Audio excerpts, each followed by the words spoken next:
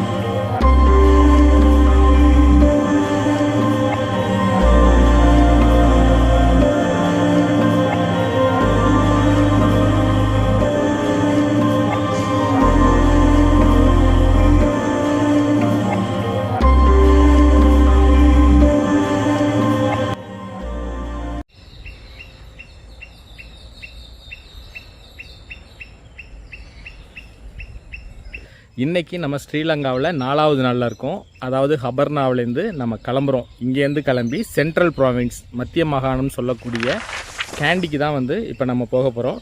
பஸ்ஸில் தான் போக போகிறோம். மணி 8:45 ஆகிடுச்சு. நான் 8 o'clockலாம் பிளான் பண்ணேன், அப்படி இப்படின்னு லேட் ஆகிடுச்சு. ஸோ கேண்டி போயிட்டு இன்றைக்கி நம்ம கேண்டியில் ஸ்டே பண்ண போகிறோம். போகிற வழியெல்லாம் வந்து உங்களுக்கு என்னென்ன சைட் சீயிங் ஃபாரஸ்ட்குள்ளார தான் போவோம். மேபி எலிஃபண்ட்ஸ் வந்து வரத்துக்கு வாய்ப்பு இருக்குது. பார்க்க முடிஞ்சதுன்னா அதையும் நம்ம பார்த்துட்டு போகலாம். அதனால் வீடியோவை கடைசி வரைக்கும் பாருங்கள். அப்புறம் இது வரைக்கும் நம்ம சேனலை சப்ஸ்கிரைப் பண்ணாமல் பார்க்குறீங்கன்னா சப்ஸ்கிரைப் பண்ணிவிட்டு தொடர்ந்து பாருங்கள். இந்த ஸ்ரீலங்கன் சீரீஸில் நிறைய இன்ட்ரெஸ்டிங்கான விஷயங்கள் இருக்குது. நம்ம சேனலில் ஸ்ரீலங்கன் சீரீஸு வீடியோ கண்டினியூஸாக போட்டுட்டு இருந்தோம். நிறைய பேர் வந்து நம்ம இந்தியாவில் உள்ள அட்வென்ச்சரான வீடியோவும் போடுங்க ப்ரோன்னு நம்மள்கிட்ட கேட்டுக்கிட்டதுனால பந்திப்பூர் மசனகுடி வீடியோவும் இடையில போட்டோம். அதுக்கும் நிறைய சப்போர்ட் கொடுத்தீங்க. ஆனால் ஸ்ரீலங்கன் சீரீஸில் நிறைய இன்ட்ரெஸ்டிங்கான அழகான இடங்கள், நீங்கள் இது வரைக்கும் பார்க்காத இடங்கள்லாம் வந்து உங்களுக்கு காமிக்கணும் அப்படிங்கிறதுனால நான் தேடி தேடி நிறைய இடத்துக்கு போயிருக்கேன். அது மட்டும் இல்லாமல் ராமாயணத்தில் உள்ள வரலாற்று முக்கியத்துவம் வாய்ந்த இடங்களையும் வந்து நான் போய் பார்த்து ஷூட் பண்ணியிருக்கிறேன். அந்த வீடியோஸும் இருக்குது. இது எல்லாமே 1 by 1 வந்துட்டு இருக்கோம். ஸோ அதனால் நீங்கள் எப்படி இந்தியாவில் உள்ள வீடியோஸ்க்கு சப்போர்ட் பண்ணுறீங்களோ அதே மாதிரி ஸ்ரீலங்கன் வீடியோஸும் நீங்கள் பார்த்து என்ஜாய் பண்ணுவீங்கிற நம்பிக்கையோட திரும்பவும் ஸ்ரீலங்கன் சீரீஸ் வந்து இந்த வீடியோலேருந்து தொடருது. இதில் வந்து நம்ம ஹபர்னாவிலேருந்து கேண்டி போகிறோம். கேண்டியில் வந்து பார்த்தீங்கன்னா ரொம்பவும் ஃபேமஸான, அதாவது வேர்ல்டு லெவலில் ரொம்ப ஃபேமஸான ஒரு புத்தர் கோயில் ஒன்று இருக்குது. அந்த புத்தர் கோயிலில் புத்தரோட பல்லு வந்து அங்கே பாதுகாக்கப்பட்டு வருது. அந்த இடத்துக்கு போய் நாம் அதை பார்க்க போகிறோம். பார்த்துட்டு அங்கிருந்து நாளைக்கு அங்கிருந்து எல்லை அப்படிங்கிற ஒரு இடத்துக்கு போகிறோம். அந்த ஒரு பியூட்டிஃபுல்லான ட்ரெயின் ஜேர்னிக்காக தான் நான் இந்த ஸ்ரீலங்காவுக்கே வந்தேன்னு சொல்லலாம். அந்த அளவுக்கு ஒரு அழகான ஒரு ட்ரெயின் ஜேர்னி இருக்குது. ஸோ இப்படி வரிசையாக நம்ம சேனலில் அருமையான வீடியோஸ்லாம் வருது. அதனால் தொடர்ந்து ஆதரவு கொடுங்க.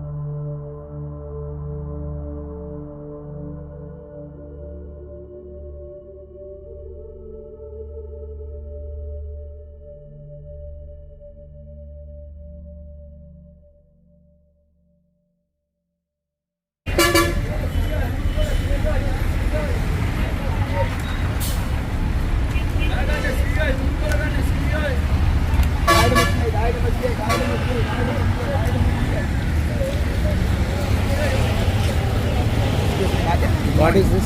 Yeah, Sri Lankan spicy, vegetarian. This is a... What is Indian style? Oh. One pieces, How much? 10 rupees, one pieces. 1 piece is 10 rupees. 10 pieces, 100. Okay. This is vegetarian. This non-drink.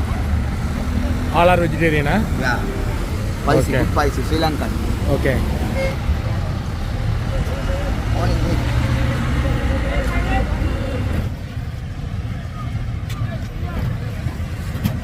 Huh? நான் Indian.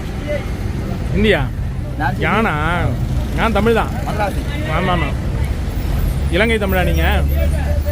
Indian Tamil. ம். யாழ்ப்பாணத்துக்காரங்க தான் இலங்கை தமிழ். நம்மளாம் Indian. Indian Tamil தான். எந்த ஊர்? கண்டி. கண்டி தான். பிறந்து வளர்ந்ததெல்லாம் இங்கே தானா? எல்லாம் கண்டி. அந்த வடை எவ்வளவு? உளுந்து வடை 50 ரூபா.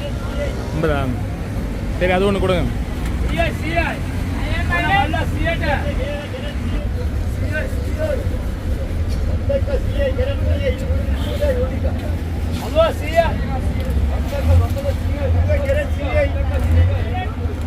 அது என்ன கார சட்னியா? அது பாருங்க. ஓகே, கலர்ஃபுல்லாக இருக்குது. இப்போ தான் நம்ம கண்டி பஸ் ஸ்டாண்ட் வந்து இறங்கணும். கண்டி இறங்கினவுடனே நம்ம தமிழ் ஆள் இருந்தார், பாபு பிரதர் இருந்தார் இங்கே. ஸோ அவர் தமிழா அவர் இந்தியாவான்னு கேட்டார். அப்புறம் நம்ம தமிழில் அப்படியே வச்சு அப்படியே பழக்கமாயிட்டார்.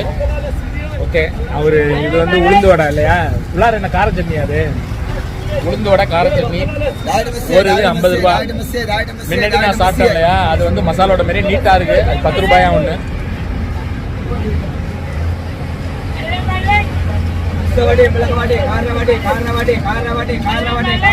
நம்ம ஊர் கார சட்னி டேஸ்ட் அப்படியே இருக்கு. சூப்பராக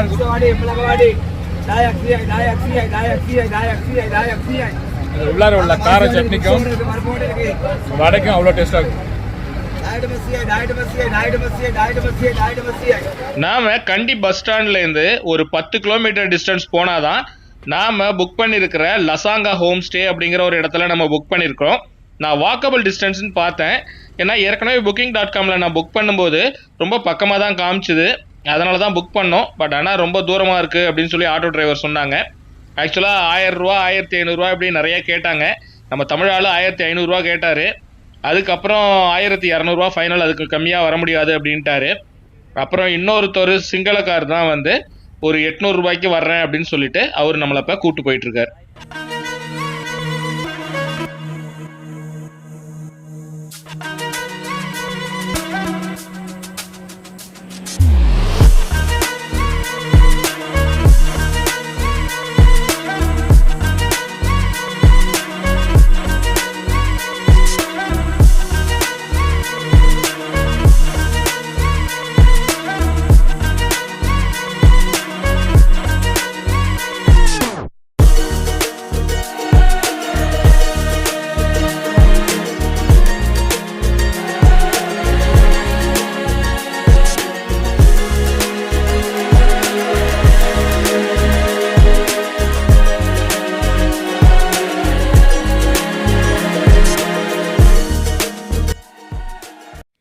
நாம லலாங்கா ஹோம் ஸ்டே அப்படிங்கிற ஒரு இடத்துல தான் நம்ம புக் பண்ணியிருந்தோம். இப்போ நாம ஒரு வழியாக தேடி கண்டுபிடிச்சி இந்த இடத்துக்கு வந்து சேர்ந்துட்டோம். நான் வரும்போது என்னடா இது ஆட்டோ போய்கிட்டே இருக்கே அப்படின்னு நான் நினச்சேன். ஆனால் இந்த இடத்துக்கு வந்து ரீச் ஆனோன்னே இங்கே இருக்கக்கூடிய ஒரு அமைதியான சூழலும் கிளைமேட்டும் உண்மையிலேயே ரொம்பவே சூப்பராக இருந்துச்சு. ரொம்ப நான் என்ஜாய் பண்ணேன்னு தான் சொல்லணும். ரொம்ப அமைதியாக ஒரு ரெசிடென்ஷியல் ஏரியாவில் ஒரு வீட்டுக்குள்ளார இருக்கக்கூடிய ஒரு ஃபீலிங் வந்து இங்கே கிடச்சிது. அது மட்டும் இல்லாமல் இங்கே நடத்துகிறவங்க ஒரு ஹஸ்பண்ட் அண்ட் ஒய்ஃப் நடத்துகிறாங்க, வயசானவங்க. அவங்க பார்த்தீங்கன்னா நம்மளை ரொம்ப வீட்டில் ஒரு அப்பா அம்மா நம்மளை எப்படி கவனிச்சுக்குவாங்களோ அந்த மாதிரி ரொம்ப அருமையாக வெல்கம் பண்ணுறதா இருக்கட்டும், அவங்க ஃபுட்டு ப்ரொவைட் பண்ணதாக இருக்கட்டும், எல்லாமே வந்து ரொம்ப அருமையாக இருந்தது. அப்புறம் இன்னொரு விஷயம் இங்கே நான் புதுசாக வந்து உணர்ந்தேன். என்னென்னா, நம்ம எவ்வளோ பெரிய ஹோட்டலுக்கெல்லாம் போகும்போது கூட வெல்கம் ட்ரிங்க்ஸ் கொடுப்பாங்க, ஓகே. ஆனால் இந்த மாதிரி ஒரு வெட் டவல் ஒன்று கொடுத்து அது வந்து பார்த்தீங்கன்னா லெமன் கிராஸ் ஃப்ளேவரோட மூஞ்சில் வந்து நல்லா தொடச்சிக்கும் போது அப்படியே ஒரு ரிஃப்ரெஷ் ஆச்சு. அது அப்படியே மூஞ்சை தொடச்சிட்டு வெளியிலேருந்து நம்ம வந்ததுக்கு அதுக்கும் அப்படியே அந்த வெல்கம் ட்ரிங்க்ஸை சாப்பிடும்போது உண்மையிலே வேற லெவலில் இருந்தது. நான் பொதுவாக இந்த மாதிரி ஹோம் ஸ்டேயில் தங்குறதை வந்து ரொம்ப விரும்புவேன்.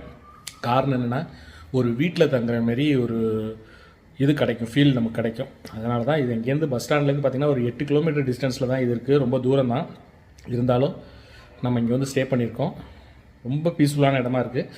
மற்றதெல்லாம் ரூமு இது எல்லாத்தையும் நான் அப்புறமா உங்களுக்கு சொல்கிறேன்.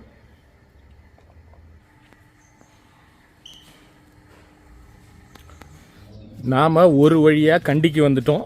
காலையில் 9:15க்கு நாம் ஹபர்னாவில் வந்து பஸ் ஏறினோம். நம்ம இங்கே வந்து ஒரு ½ அன் ஹவர் ஆகுது. அதாவது 12:30க்கு நாம் இங்கே வந்திருக்கோம். இந்த கெஸ்ட் ஹவுஸ் பார்த்திங்கன்னா ஒரு பஸ் ஸ்டாண்ட்லேருந்து ஒரு 8 கிலோமீட்டர் டிஸ்டன்ஸில் இருக்குது. கொஞ்சம் டிஸ்டன்ஸ் ஜாஸ்தி தான், ஃபார் அவே அப்படின்னு கூட சொல்லலாம். நம்ம இதை ஆட்டோவில் வந்து 800 ருபீஸ்லேருந்து 1000 ருபீஸ் வரைக்கும் கேட்குறாங்க. நம்ம தமிழால் ஒருத்தர் இருந்தார், அவர் தான் ரொம்ப அதிகமாக 1000 ருபீஸ் கேட்டார். மற்றவங்கலாம் 800 அப்படி கேட்டாங்க. கடைசியாக ஒருத்தர் 700க்கு வரேன்னாரு. ஸோ அவர் கூட தான் நம்ம வந்தோம். இது அப் அண்ட் டவுன் வந்துட்டு போகிறதுக்கே 1400 ஆகிடும். நம்ம வந்து பிளான் போடுறது ஒன்று, நடக்கிறது வேறு. ஆக்சுவலாக நான் பொதுவாக ஹோம் ஸ்டே கொஞ்சம் ப்ரிஃபர் பண்ணுவேன். காரணம் என்னென்னா, மூச்சு வாங்குது. மேட்டில் ஏறிட்டுருக்கேன்னா சிட்டியை விட்டு வெளியில், சிட்டியோட இறைச்சல் எல்லாம் வேண்டாம், ஒரு பீஸ்ஃபுல்லான இடம் வேணும்னா இங்கே வரலாம். ஆனால் நீங்கள் நினைக்கிற மாதிரி ஈஸி அக்சஸ் இருக்காது. இங்கே ஒரு பஸ் இருக்கான். ஸோ அந்த பஸ்ஸில் வேணால் ஏறி போயிட்டு வரலாமா, 15 மினிட்ஸ் ஒன்ஸ் இருக்குது. அதில் வந்து 60 ருபீஸ் என்னமோவான். அப் அண்ட் டவுன் 120 தான். இதே நம்ம ஆட்டோனா 1400 அப் அண்ட் டவுனு. நம்ம ரூம் ரெண்ட்டுன்னு பார்த்தீங்கன்னா $9 வருது. இதில் காம்ப்ளிமெண்ட்ரி பிரேக்ஃபாஸ்ட்டும் வந்து அவங்க கொடுத்துட்றாங்க. இது வந்து ரேட் வைஸ் பார்த்தா இது ஒரு பெஸ்ட் டீல் அப்படின்னு தான் சொல்லலாம். இதாக இருக்கு பாருங்கள், இதுதான் அந்த கெஸ்ட் ஹவுஸு. இது வந்து ஒரு பெஸ்ட் டீலு. பட்டு டிஸ்டன்ஸ் வைஸ் பார்க்கும்போது அந்த ரேட்டு நம்ம ஆட்டோவுக்கு கொடுக்குற சார்ஜஸ் ஏற்றோன்னா இன்னும் அது எங்கேயோ போயிடும். அதுக்கு வந்து பெட்டர் வந்து உங்களுக்கு எல்லா இடம் போகணும் அப்படின்னா, நீங்கள் பஸ் ஸ்டாண்ட் இறங்குறீங்க அப்படின்னா பஸ் ஸ்டாண்ட் பக்கத்துலேயே நியர்பை சிட்டிலேயே, சிட்டி சென்டர்லேயே ஏதாவது இடம் இருக்கான்னு நீங்கள் பார்த்து அங்கேயே ஓரளவுக்கு ரீசனபிள் ரெண்ட்டு ஏதாவது கிடைக்குதான்னு பாருங்கள். கிடச்சிதுன்னா தட் வில் பி ஃபைன். இப்போ இது நான் தங்கியிருக்கிறது நம்ம இந்தியன் ருப்பீஸில் ஒரு 800 ரூபா அந்த ரேஞ்சில் வரும்னு வச்சுங்களேன். இதில் பிரேக்ஃபாஸ்ட்டும் கொடுத்துட்றாங்க. அப்போ நல்ல டீல் தான். ஆனால் இங்கே ஏசி கிடையாது. இங்கே வந்து பார்த்திங்கன்னா ஒன்லி ஃபேன் தான். காரணம் என்னென்னா, இங்கே கிளைமேட்டே வந்து கூலிங்காக தான் இருக்குது. ஏன்னா இது ஹில் ஸ்டேஷனில் தான், கேண்டிங்கிறது ஹில் ஸ்டேஷனில் தான் இருக்குது. ஒரு மலை மேலே இருக்குது. ரொம்ப ஹைட்டுன்னு சொல்ல முடியாது, ஒரு ஆவரேஜான ஒரு ஹைட்டில் தான் இருக்குது. இதில் பார்த்திங்கன்னா ஒரு பியூட்டிஃபுல்லான லேக் ஒன்று கேண்டியில் இருக்குது. கேண்டியில் வந்து அதுதான் வந்து ஒரு பெரிய ப்ளஸ் பாயிண்ட் நமக்குன்னா அந்த லேக்கு தான். நான் வரும்போதே நீங்கள் பார்த்துருப்பீங்க, பஸ் ஸ்டாண்ட்லேருந்து இங்கே வரும்போது லேக்கையே சுற்றி காமிச்சிட்டாரு. சரி, ஆட்டோவுக்கு கொடுத்த காசு லேக்கை சுற்றி காமிச்சதுக்கு உபயோகப்படுறதுன்னு நான் நினச்சிக்கிட்டேன். ஸோ ஏப்பா முடியலங்க, மூச்சு வாங்குது ரொம்ப. ஸோ அதனால் அதை லேக்கை சுற்றி பார்த்துட்டு நேராக இங்கே வந்துட்டோம். இங்கேருந்து ஒரு 5 கிலோமீட்டரில் ஒரு புத்தா டெம்பிள் ஒன்று, பெரிய டெம்பிள், அதாவது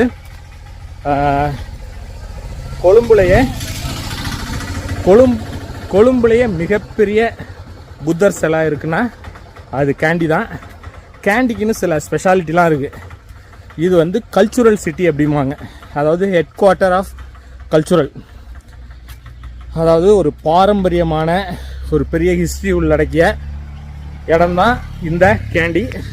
இந்த கேண்டியில் சுற்றி கேண்டிக்குள்ளாரன்னு பார்த்தீங்கன்னா பொட்டானிக்கல் கார்டன் இருக்குது, அப்புறம் அந்த புத்தர் கோயில் இருக்குது, அப்புறம் லேக் இருக்குது, லேக்கில் போட்டிங் இருக்குது அப்படின்னாங்க. இப்போ நம்ம அப்படியே பேசிக்கிட்டே மெயின் ரோடு வந்துட்டோம். இது ஒரு பாருங்கள், இந்த மெயின் ரோடு. பஸ்ஸு வந்து இங்கே தான் நிற்குமா. ஸோ நம்ம இந்த ஜங்ஷனில் அப்படியே நின்றுட்டோம் அப்படின்னா பஸ்லேருந்து ஏறிக்கலாம். இங்கே பார்த்தீங்கன்னா HAN ஹோல்டிங் சொன்னாங்க நியர்பைன்ட்டு. ஸோ பஸ்ஸில் வந்தீங்கன்னா நீங்கள் அப்படி கூட சொல்லி கூட நீங்கள் இறங்கிக்கலாம். என்னடி பார்க்குறீங்க பாருங்கள், கார் திரும்புதில் அந்த இடம் தான் அந்த கம்பெனி இருக்குது. நம்ம கண்டி வந்ததுக்கான மெயின் நோக்கம் அந்த புத்தர் கோயிலை பார்க்கணும், லேக்கை பார்க்கணும் தான் நம்ம மெயினாக வந்தோம். லேக் வரும்போதே பார்த்தாச்சு. டைம் இருக்குது, முடிஞ்சால் போட்டிங் போகலாம், இல்லைன்னா புத்தர் கோயில் மட்டும் போயிட்டு நாம் இன்றைக்கி நைட்டு மெயினாக இங்கே வந்ததுக்கான முக்கிய காரணம், நாளைக்கு காலையில் கேண்டி டு பதுலா ஏதா ஒடிசி அப்படின்னு சொல்லிட்டு ஸ்ரீலங்காவோட லக்ஸரியஸ் ட்ரெயினு ஒன்லி ஃபார் டூரிஸ்ட்டுக்கே அப்படின்னே டிசைன் பண்ண ஒரு ட்ரெயின். ஸோ இந்த ட்ரெயினில் தான் வந்து நாம் பதுலா வரைக்கும் போக போகிறோம். செம சீனிக்கான ரூட்டு. அதனால் நீங்கள் மிஸ் பண்ணாதீங்க அந்த வீடியோ. அடுத்த வீடியோவில் வரும் அது உங்களுக்கு. அதனால் அந்த வீடியோ மறக்காமல் பாருங்கள். நானும் உங்கள்கிட்ட பேசிட்டு ரொம்ப தூரம் வந்துட்டேன்.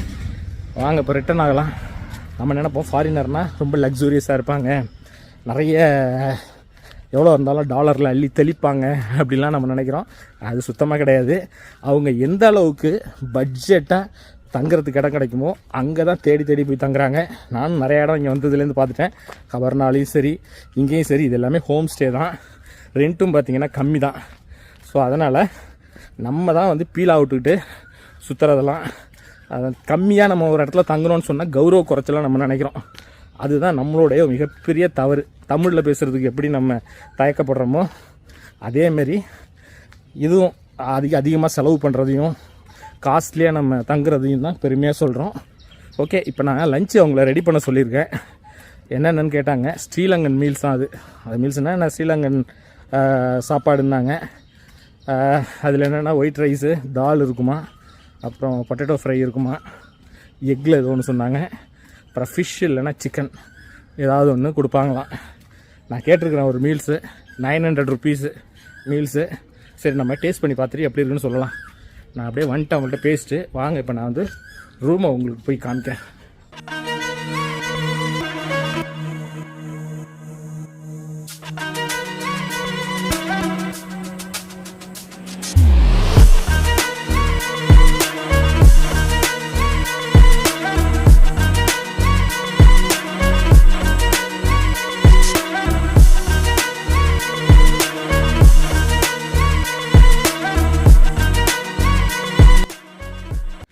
நாமளும் சரி மழை விட்டதுக்கப்புறம் போகலாம் வெளியில் அப்படின்னு பார்த்துட்டே ஒரு 1 hour ரூம்லேயே இருந்தேன்.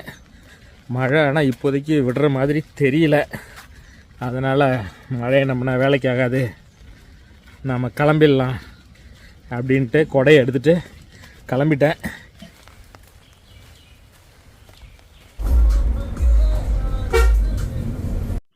கொஞ்ச நேரம் பஸ்ஸுக்கு வெயிட் பண்ணேன். ஒரு 10 நிமிஷம் வெயிட் பண்ணோன்னா பஸ் உடனே வந்துருச்சு. சரின்னு பஸ்ஸில் ஏறினா பஸ்ஸும் நல்லா ஃப்ரீயாக தான் இருந்துச்சு. 60 ரூபா தான் டிக்கெட் இங்கேருந்து புத்தா கோயில் போகிறதுக்கு. நம்ம லேக் வந்தோம் இல்லையா, லேக் பக்கத்தில் தான் வந்து அந்த புத்தா கோயில் இருக்கான். நம்ம நேராக போயிட்டு புத்தா கோயிலை சுற்றி பார்த்துட்டு, அதுவும் கடைசி பஸ் வந்து 6 மணிக்கோ 6:15 சொன்னாங்க. அதுக்குள்ளார நம்ம திரும்பி ரிட்டர்ன் வந்துடலாம். நாம் டூத் டெம்பிள் வந்துட்டோம். மழையிலையும் கொடையை பிடிச்சிட்டு எப்படியும் வரணும்னு சொல்லி வந்தாச்சு. பின்னாடி இருக்கு பாருங்க புறாலாம் எவ்வளோ இருக்கு பாருங்க புறா.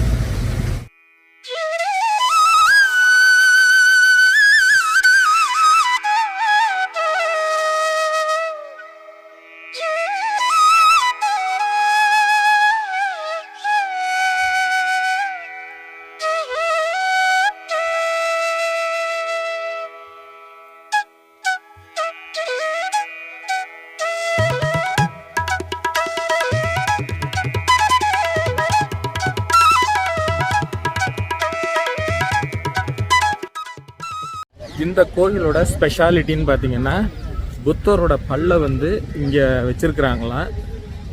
ஸோ இதுதான் வந்து இங்கே ஃபேமஸான ஒரு விஷயமா சொல்கிறாங்க. உள்ளுக்குள்ளார நுழைஞ்சதுமே ரம்யமாக 2 பக்கமும் பார்த்தீங்கன்னா ஃபுல்லாக புல்வெளியெல்லாம் இருக்குது. ஸோ பாருங்கள், நல்லா ரிலாக்ஸ் பண்ணுற மாதிரி ஒரு சூப்பரான இடம்.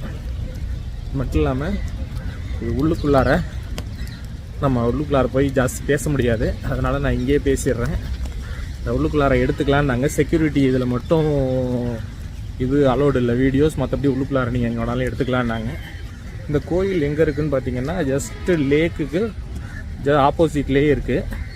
நீங்கள் பஸ் ஸ்டாண்ட்லேருந்து வரதா இருந்தாலும் வாக்கபிள் டிஸ்டன்ஸ் தான். ரயில்வே ஸ்டேஷன்லேருந்து வாக்கபிள் டிஸ்டன்ஸு. நீங்கள் திங்ஸ் ஏதாவது எடுத்துகிட்டு வரீங்கன்னா இங்கே வைக்கிறதுக்கு கிளாக் ரூம் இருக்குது, அதையும் நீங்கள் யூஸ் பண்ணிக்கலாம்.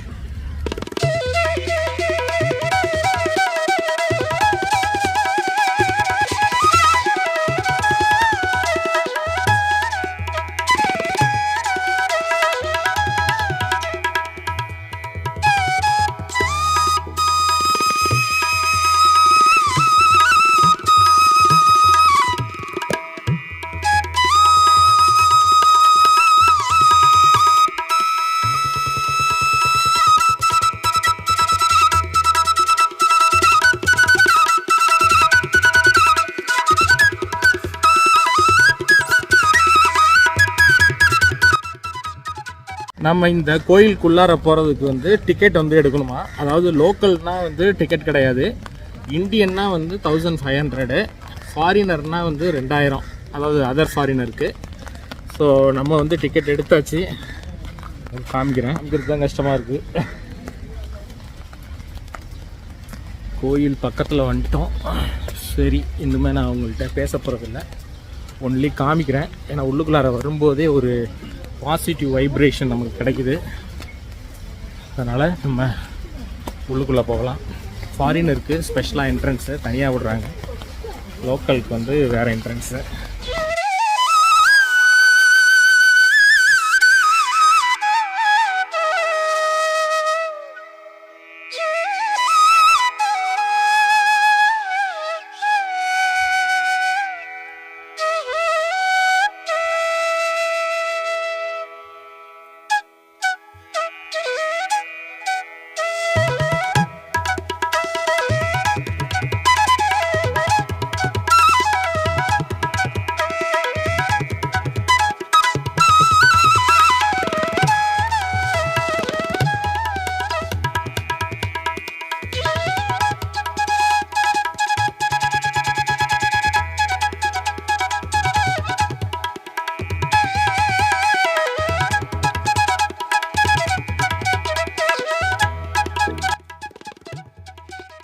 மிகவும் புனிதமாக பொக்கிஷமாக பாதுகாக்கப்பட்டு வருகிற புத்தரோட பல்லு இந்த இடத்துல தான் இருக்குது.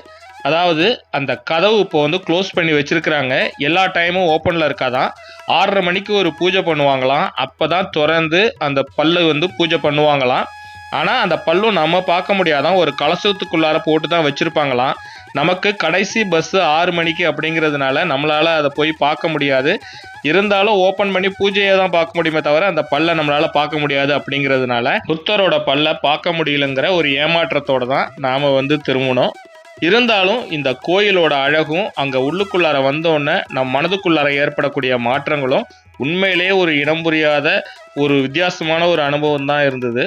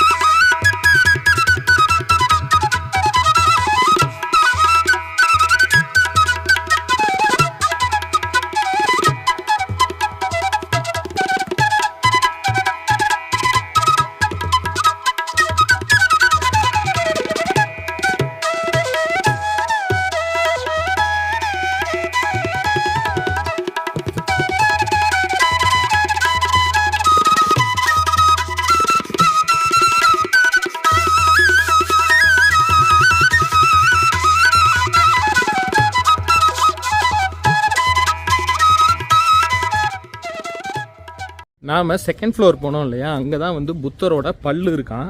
அது வந்து எல்லா டைமும் வந்து ஓப்பனிங்கில் இருக்காதான்.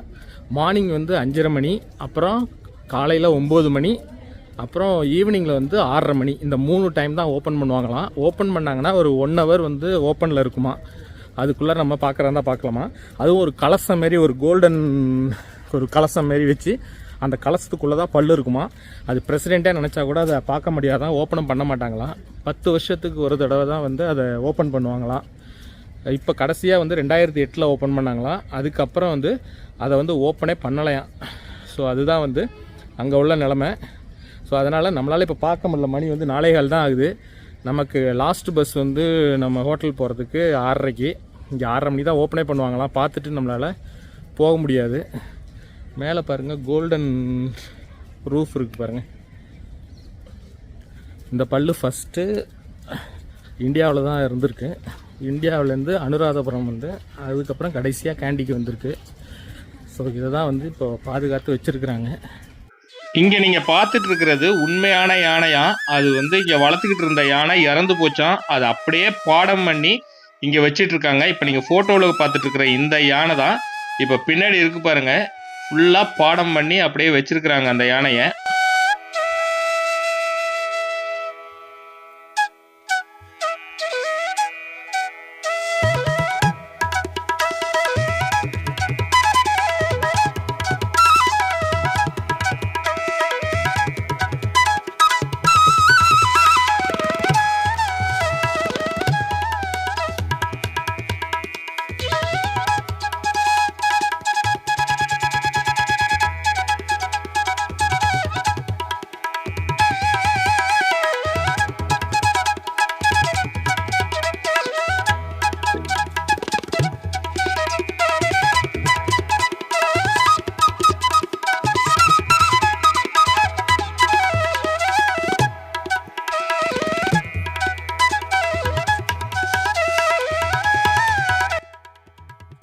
நீங்கள் கண்டி வந்தீங்கன்னா மிஸ் பண்ணாமல் பார்க்கக்கூடிய ஒரு முக்கியமான இடம் இந்த தலதா மாளிகை அப்படின்னு சொல்லக்கூடிய இந்த டூத் டெம்பிள் தான்.